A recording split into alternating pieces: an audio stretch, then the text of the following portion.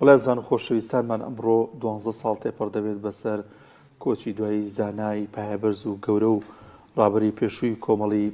ئیسلامی و کۆمەڵی دادگەری ئێستا لەم تەوەرێماندا باز لە وێزگەکانی ژیانی مامۆستا محەممەد بەرزنجی دەکەی کە بە تەواوی ژیانی لە تەمەنی لاوێتی تاوەکو وفاتیشی خزمەت بە ئیسلام و بە حوجرە و بە پەروەردە جوانەکان ناسێنرابوو. پێگەیەکی گەورەی فکری گەورەی هەبوو. هەر ئەمە وای کرد کە لە دوای دروستبوونی کۆمەڵی دادگەریدا بەڕابەر و بە مەرجەعی گەورەی ئەم حیزبە دیاری بکرێت. لە ڕووی کۆمەڵایەتیەوە پەیوەندیەکی کۆمەڵایەتی گەوری هەبوو لە ئاستی هەرێمی کوردستانداوە جگە لەوەش پێگە زانستیەکەی وای کرد کە هەمیشە بەردەوام بۆ بابەتە گرنگ و هەستیارەکان وەکو مەرجەعێکی گەورەی کۆمەڵی دادگەری پرس بەو بکرێت و بچێتەوە بڵێ. بەڵای زان خۆشەویستامان دەچینە لەسەرم بابەتە گفتوگوی زیاتر دەکەین لەگەڵ بەڕێز دکتۆر ناسح بەرزنجی کوڕی مامۆستای کۆچ کردو کە دکتۆریان زۆر بەخێر بێن. ڕاستی بکەمەوە پێشەوای کۆمەڵی دادگەری نەک ڕابەر لێم تێکچوو بوو. خوا بەخێر بێ سەر دوو چاومان. لەم تەورێماندا ئەمانەوێت باز لەوە بکەین کە مامۆستا هەر لە تەمەنی لاوەتیەوە تاوەکو وەفاتیشی بەشێکی ژیانی کە باز لەوە دەکرێت 30 ساڵ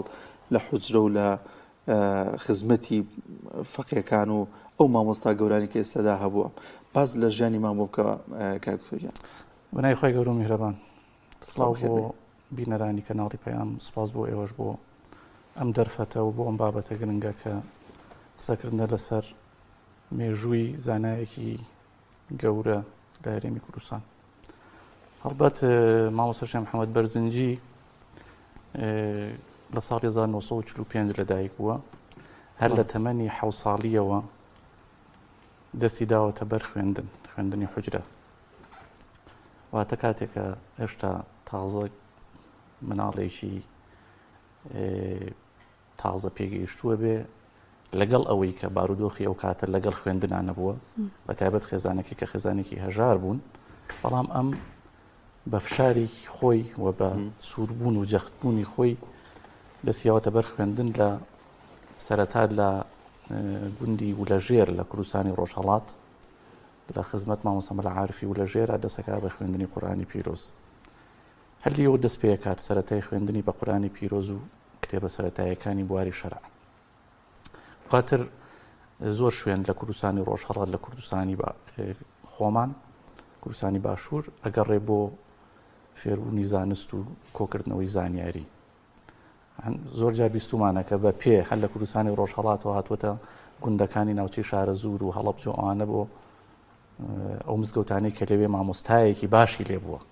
یعنی تەنانەت لەو تەمەنانەیە لەو تەمەنە گەنجیە بیری لەوە کردوتە کام مامۆستایە زۆر هەڵکەوتووە ڕۆشتوتە لای ئەوی لە حوجرەی ئەوە دەستی کردووە بە خوێندن. لە زۆرێک لای مامۆستایان خوێندوویەتی، مامۆستا مەلا عارف لە وولەژێر، مامۆستا مەلا حەمەد ئەمینی کانیسانان، مامۆستا مەلا عوسمانی هەڵەبجە، مامۆستا سەید نورەدینی هەڵەبجە، زۆرێک لە مامۆستایان لە کوردستانی ڕۆژهەڵات و باشوور باوکم دەرسی لا خوێندون و هەموو عیلمەکانی تەواو کردووە. هەر 12 عیلمەکەی کە پێوترێ 12 عیلمی زانستی شەرعی لای زۆربەی مامۆستاکان و لای ئەو زانایانی ئەو سەردەمە خوێندوویەتی و دواتریش مۆڵەتی مەلایەتی وەرگرتووە و با اعترافی زۆرێک لە مامۆستایانی ئێستا زۆرێک لە زانایانی ئێستا کە مامۆستا شێخ محەممەدی بەرزنجی یەکێک بووە لە زانستە لە زانا دیار و بەرجەستەکانی کوردستان کە لە هەموو ئەو زانستانێکی خوێندوویەتی شارەزایی تەواوی هەبووە. بۆیە ئەوە کە گرنگە باز بکرێ لایەنە عیلمیەکەیەتی و لە ڕووی ئەوەی کە چەند قوتابی هەبووە، چەند فەقیه هەبووە لە زۆرێک لە ئەو شوێنانی کە ئیمامەتی کردووە مامۆستا بووە، حوجرە و فەقیه هەبووە لە سلێمانی، لە شانەدەری، لە بەرزنجە، لە گوندی نەوێ. لە هەموو ئەم شوێنانە کاتێکە بووە بە ئیمام و خەتیب لە تەنیشتیا حوجرەیەکی دروست کردووە و فەقیهەیەکی زۆر و مامۆستایەکی زۆری پێگەیاندووە کە ڕەنگە ئێستا دەرفەت نەبێ باسییان باس بکرێت. زۆر باشە کاکتۆر، تا چەندێک ئەم گەڕانەی بە شوێن زانست و وەروەها بەوشی کە خوێندنی بە کارۆرەسی زمانی عەرەبی لە بەغدا تەواو کردووە و بۆتە هۆی ئەوەی کە پەیوەندیەکی زۆری لەگەڵ خەڵکدا هەبێت و وەروەها لایەنی کۆمەڵایەتی بە فراوانتر بێت؟ باوکم کە خوێندنی حوجرە تەواوەکە بەوە ئیکتیفا ناکات هەست بەوە کە پێویستە خوێندنی ئەکادیمیشی هەبێت بۆیە بەڕاوێژ لەگەڵ چەند کەسێک چەند زانایەک لە سلێمانی بڕیارەدا لە زانکۆی بەغداش درێژە بە خوێندن بدا ئەوە بوو لە ساڵ 1970 بەکەلۆرۆز لە ئاداب بهێنێ ئاداب بەشی عەرەبی بە پلەی ئیمتیاز لەگەڵەوەشا کە خوێندنی ئەکادیمی نەبووە یعنی لە قۆناغەکانی بڵێن ئامادەی و ئەمانیانی خوێندووە بەڵام خوێندنی ئەکادیمیشی بە سەرکەوتووی تەواو کردووە ئەگەر باز لە لایەنی کۆمەڵایەتی بکەین بەهۆی ئەو پێگەیی کە هەی بووە هەر لە گەنجیەوە توانیوێتی پێگەیەکی کۆمەڵایەتی و علاقاتێکی کۆمەڵایەتی زۆر دروست بکە لەگەڵ کەسایەتیە ئاینیەکان کەسایەتیە کۆمەڵایەتیەکان کەسایەتیە سیاسیەکان ئەمە وای کردووە کە لە کوردستانە بڕوا ناکەم کەسێک هەبێ کە ناوی مامۆستا شێخ محەممەد بهێنرێ نەیناسێت هۆکارەکەشی چی بووە هۆکارەکەی ئەوە بووە کە ئەم بەگشتی توانیوێتی لە هەموو بابەتەکانە قسەی خۆی هەبێ یعنی تەنانەت لە 26 ساڵیە کاتێکە لە ناوچەی شارە زوور لە بۆنەیەکە جەنابی مام جەلالە بینێت مام جەلال زۆر سەرسامە بێ بە ئەو باسانی کە باسیەکات زۆر پێی سەیرە بێ کە مامۆستایەکە بێ ئەوەندە ئاگاداری لە بارودۆخی جیان هەبێ لە تەمەنێکی ئاوا گەنجە کە تازە بێ بە مامۆستا لە بۆنەیەکە لە شوێنەکە یەکترە بینن زۆری پێ سەیرە بێ کە ئەو تەنها وای زانی و مامۆستایان یانی تەنها لایەنی شەرعی شارەزان بەڵام مامۆستا شێخ محەممەد بەرزنجی لەو کاتەیە زانیاریکی تەواوی لەسەر بارودۆخی سیاسی جیانە بێ بارودۆخی ناوچە ئەبێت زانیاریکی گشتی لەسەر بابەتە سیاسیەکانە بێ بۆیە لەو کاتەوە پەیوەندێکی باشی لەگەڵا دروستەکات وە تەنان لە زۆر شتا پرس و ڕاوێژی پێیەکە بۆیە لە ڕووی کۆمەڵایەتیەوە لە ڕووی لایەنی علاقاتی لەگەڵ دەوروبەرە پەیوەندێکی زۆر باشی هەبووە چ لە ئاسی ناوخۆ چ لە ئاسی ناوچەیەوە چ لە ئاسی نێودەوڵەتی کاک دکتۆر سروشتی زۆرێک لە مرۆڤ لوانێ وا بێت پێگەکەی ئەو شخصیاتی بۆ نهەیەتی لە نێو حزب لە نێو کۆمەلگا بێت ئەو زانست و زانیاری کە هەیەی جۆرێک لەوانەیە کبرێکی بۆ دروستکە بەس مامۆستا بەم چەشە نەبوو من هاوڕێم هەبوو لە کارمەندن لە سنوورەکانەی کە سەفەریە کرد بۆ ئێرانیان بۆ شوێنێک بۆ وڵاتێک لەخوامان بوو بێت یعنی ئەوەندە بە گفتار شیرینی ئەوە بە قسەی خۆش و یعنی زۆر بە سادەیی زۆر گەنجانە بەدەم پێکەین و مامەڵی لەگەڵا کردین جیاواز لە زۆرە لە سەرکردەی دیکە لە VIP-ەوە هاتوو مەسەڵەن من نمونەیەک باسیەکەم ینی لە سادەیی ئەم زانا گەورەیە ینی ئەمە چی وای کردو کە بەم چەشنە مامەڵە بکات و ئەم مامەڵی هەوێنێک بوو بۆ خۆشویستی لە نێو خەڵکیە یەکێک لەو سیفەتە بەرزانەی کە لە مەرحومی مامۆستایە هەبوو تەواضع بوو بۆ چووکە لەگەڵ سنەتی پێغەمبەر صلی الله علیه وسلم ئاژیە پێی وا بوو ئینسان بە هەر پێگەیەکەی بێت پێگەیەکی کە بێ نابێ خۆی بە گەورە بزانێ لەگەڵ مناڵێکا مناڵ بوو لەگەڵ گەنجێکە گەنج بوو لەگەڵ بە تەمەنێکە بە تەمەن بوو یعنی کەسایەتێکی هاوسەنگ بوو لەگەڵ کەسێکی نەخوێنەوارە نەخوێنەوار بوو لەگەڵ کەسێکی خوێنەوارە خوێنەوار بوو لەگەڵ هەموو ئەو زانستێکی هەی بوو قەت خۆی بە گەورە نەزانیەوە لەگەڵەوەی کە پێگەیەکی سیاسی هەبووە یعنی پێگە سیاسێکی زۆر جار لە شخصی یەکەم بووە لە ناو حیزبەکە یان لە ناو کۆمەڵە بڵێن یاخود ئەندامێکی بەرز بووە لە قیادەیەوە حیزبە قەد نەبووە کە بە تەشریفاتەوە هات چۆ بکە تەنانەت زۆر جار کە ئەچوو بۆ لای وەفد و تەنانەت بۆ ئاساییکردنەوەی هەندێک بارودۆخی نەخوازرا و تەنها یەک شۆفێری لەگەڵا بوو زۆر جار ئەشیوە دەکرد خۆم توانای شۆفێریکردنم هەبووە عەزیەتی ئەو کەسەشم نەهاتا زۆر جار بە تەکسی هات چۆیە کرد پێی وا بوو ئینسان بەم شتانە بچووک نابێتەوە شخصیەتی ئینسان بە خۆیەتی ئەو زۆر حەزی بە تەشریفات نەبوو لە ژیانی سیاسی خۆیان و لە ژیانی کۆمەڵایەتی خۆیان زۆر جار ئەچوو بۆ سڵح لە بینی دوو عەشرەتا کە ناکۆک بوو یا لە بینی دوو خێزانە کە ناکۆک بوون بە تەنهایە لەگەڵ شۆفێرێکە ئاچوو یعنی یەکێک لەو شتانەی کە زۆر سەرنجی دەوروبەری ڕاکێشا بوو تەواضعی مەرحومی باوکم بوو کە گوێی بە تەشریفات و گوێی بە هەندێک بابەتی دنیایی نەئەدا ئەمە پێگەکەی کەم نەکرد بووە بەڵام پێگەی بەرزتر کرد بوو یعنی بۆی هەبوو لە سەفەرە لە فڕۆکەخانەکان یا لە مەرزەکانە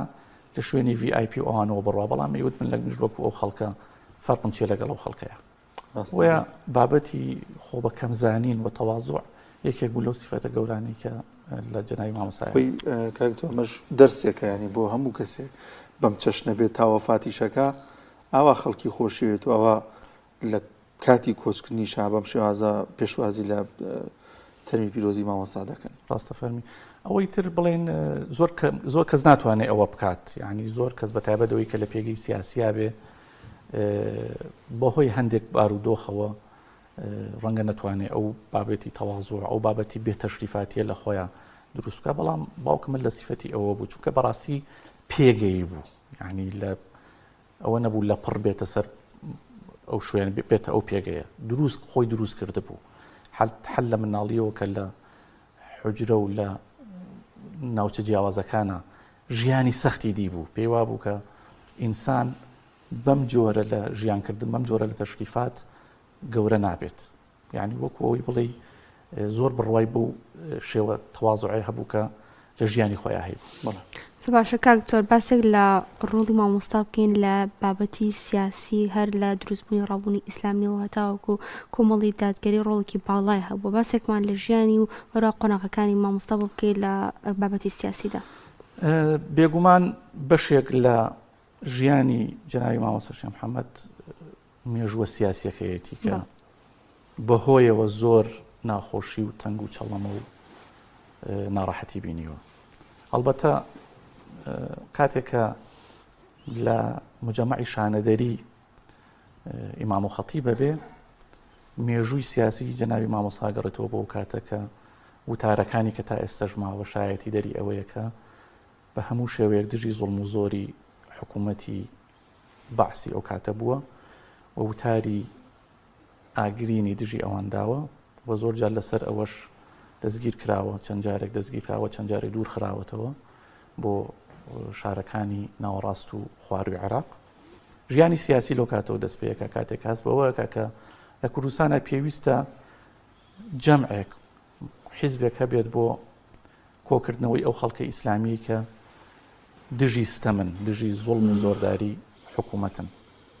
ئەوە بوو لە هەفتاوەشتا لەگەڵ کۆمەڵێک لە برایانی تر و مامۆسایانی تر تەجەموع دروستەکەن، بزوتنەوەیەک دروستەکەن بە ناوی بزوتنەوەی پەیوەندی ئیسلامی، دوجار لە بەنهێنی کارەکەن تا ساڵی 1983. ئەم بزوتنەوەی لە ساڵی 1983 ئەعلان نەکرێت لە ڕۆژهەڵاتی کوردستان، یعنی ئەوەی کە پێویستە ڕاست بکرێتەوە بابەتی دروستبوونی یەکەمین هێزی چەکداری ئیسلامی لە کوردستانە کە بزوتنەوەی پەیوەندی ئیسلامیە لە ساڵی 1983 ئەعلان نەکرێ و 4 هێزی چەکداری ئەبێ کە مامۆستا شێخ محەممەد بەرزنجی ڕابەری ئەو بزوتنەوەیە ئەبێ. ئەمە پێویستە بۆ مێژوو نووسان ئەوانەی کە لە بواری حیزبی ئیسلامیە کارەکەن. دوو کتێب بخوێنەوە تو هەر بەو چەشنەوە کەزنا باسیەکەی بڵ، یعنی ئەوەی کە وترێ لە ساڵانی دواترایە بە هیچ شێوەیەک وانە، چونکە لە 83 بناغی بزوتنەوەی پەیوەندی ئیسلامی دروست دەکرێت، 4 هێزی چەکداری ئەبێ، لەشکری قورئانی ئەبێ کە فەرماندەکەی مامۆستا مەلا عەلی بیارە بێ کە شەهید دەبێت. دوجار پاش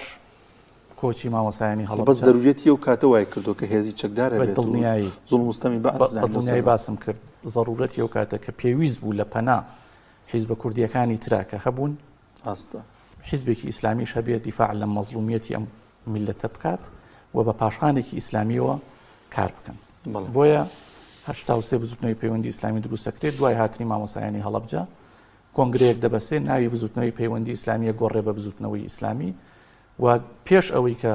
مامۆستا مەلا عوسمان ڕابەری بزوتنەوەی ئیسلامی بێ مامۆستا شێخ لەتیف بەرزنجی ڕابەری بزوتنەوەی پەیوەندی ئەبێ وش مامۆستا شێخ محەممەد پێشکەشی ئەکا، یعنی دەستا و دەستکردنی دەسەڵات لە ناو حیزبی کوردیە لە مامۆستا شێخ محەممەد بەرزنجیەوە دەست پێ دەکات. دوای 2 ساڵ ڕابەرایەتی پێشکەشی مامۆستا مەلا عەبدوڵلەتیف بەرزنجیەکە، دوایی کە مامۆستا مەلا عوسمان و مامۆسایانی هەڵەبجە دێنە ڕۆژهەڵاتی کوردستان لەوێ ناوی پەیوەندیە گۆڕێ بە بزوتنەوەی ئیسلامی و مامۆستا مەلا شێخ لەتیف بەرزنجی ڕابەرایەتی پێشکەشی مامۆستا مەلا عوسمان دەکات، یعنی مێژووەکە بەم شێوەیە. یەکەمین بزوتنەوەی چەکداری ئیسلامی لە کوردستانی عێراقا بزوتنەوەی پەیوەندی ئیسلامی بووە و دوجار ناوەکە یەگۆڕێ بە بزوتنەوەی ئیسلامی و دواتر لە قۆناغەکانی ترا یەکبوونی ئیسلامی دروستە بێ دواتر دەبێتە کۆمەڵی ئیسلامی و دوجاریش دەبێتە کۆمەڵی دادگەری. مامۆستا شێخ محەممەد لە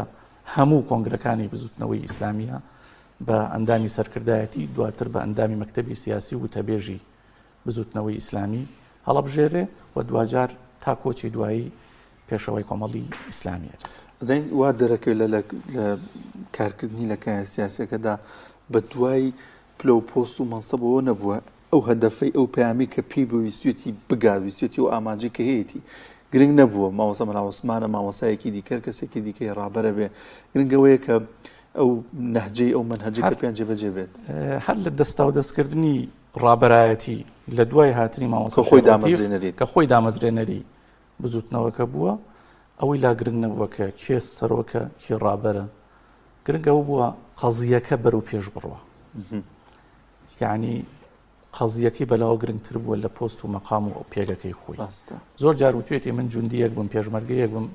بەردەوام لەسەر ئیشی خۆم پۆست و مەقام و پلە و پارە و ئەمانە لای من هیچ گرنگ نییە. ناستە کاک دکتۆر جەنابەت ئەگەر لەگەڵ یا دانیشتبی مەسەلەن دۆخی سیاسی بوون تاوەکو وەفاتیشی چۆن ئەیڕوان و دۆخی سیاسی چارەسەر لای ئەو چۆن چۆنی بووە بۆ چەقبەستووی سیاسیەکان ینی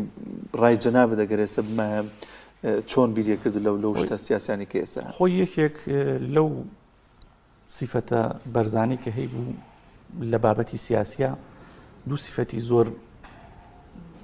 جوان و دیاریتیا بوو یەکەم واقعبین بوو دووهەم دووربین بوو. واقعبوون بوو دەیوت میلەتی کورد یعنی بە شێوەی گشتێکە باسی قەزی کوردی بکە دەیفەرموو میلەتی کورد هی ئەوە نییە پەرتەوازە بێت یەکێک لەو هۆکارە سەرەکیانی کە کورد تا ئێستا نەبووە بە دەوڵەت نەبووە بە خاوەنکیان هۆکاری پەرتەوازەیی و دووریە لە یەکتر پێی وابوو دەبێ هەموو حیزبە سیاسیەکان هەموو حیزبە سیاسی کوردیەکان یەکدەنگ بن برابن بۆی بتوانن پێگەیان لە ئاستی ناوخۆی عێراق لە ئاستی ناوچی و لە ئاستی نەودەوڵەتیە بەهێز بکەن پێی وابوو یەکێک لەو شتانەی کە وای لە کورد کردووە نەیتوانیوە خاوەنکیان بێ خاوەن دەوڵەت بێ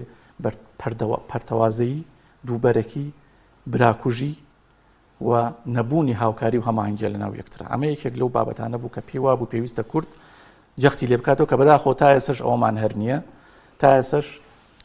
پەرتەوازەی لە ناو کووردا هەر هەیە تا ئێسش لە یەکتر خوێندن و نەبوونی هاوکاری لە نێو ئەحزابی کوردیا لە ناو هێزە سیاسەکانی کووردا هەر هەیە یەکێکی تر لەو شتانەی کە تایە هەبوو دووربینی بوو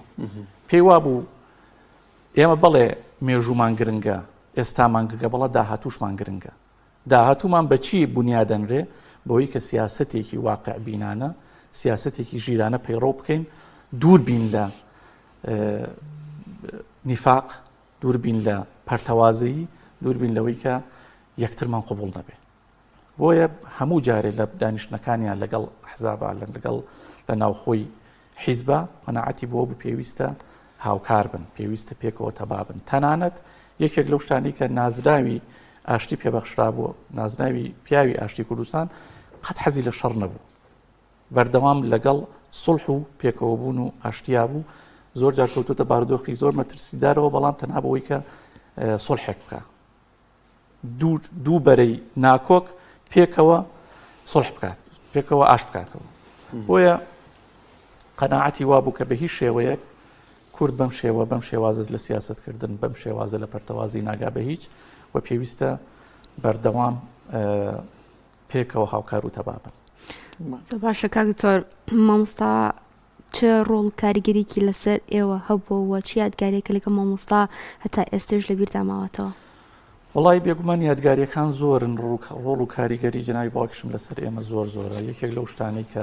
بەردەوام تەئکیدی لێ کردەوە جەختی لێ کردەوە خۆشەویستیمان بوو بۆ خەڵک کە بە هیچ شێوەیەک ڕق و کینە لە دڵمانەوە بەرامبەر بە هیچ کەس بە دوای زانستا بڕۆین یعنی لەگەڵ زانستا هاوشان بچینە پێشەوە و پاشان لەگەڵ دەوروبەرمانە لەلایەنی کۆمەڵایەتیەوە بەهێز بین لە ناخۆشی و خۆشی هەموو لایەکە بەشدار بین و ئەوەندەی کە ئێمە